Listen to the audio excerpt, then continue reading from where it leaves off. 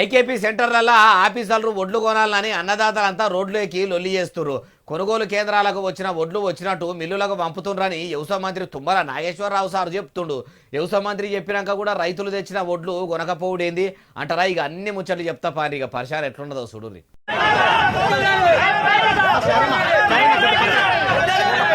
అగో చూసినరా ఎట్లా ధర్నా చేస్తున్నారో. ఇప్పుడు ఈ ధర్నా చేస్తుంది ఏడంటారా?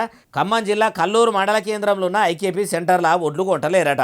ధాన్యం తెచ్చి ఐకేపీ సెంటర్లో పోసి 10 దినాలు అవుతున్నా పట్టించుకుంటలేరు. చెడగొట్టు వానలు చేయంగా చేతికొచ్చిన పంట చీరల పోసినట్టే అవుతుంది.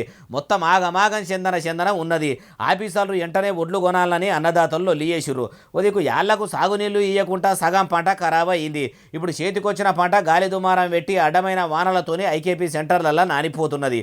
వ్యవసాయ ఆఫీసర్లు వెంటనే ఒడ్లు కొని మిల్లులకు పంపాలని రైతులు గోడెల్ల పోసుకుంటున్నారు.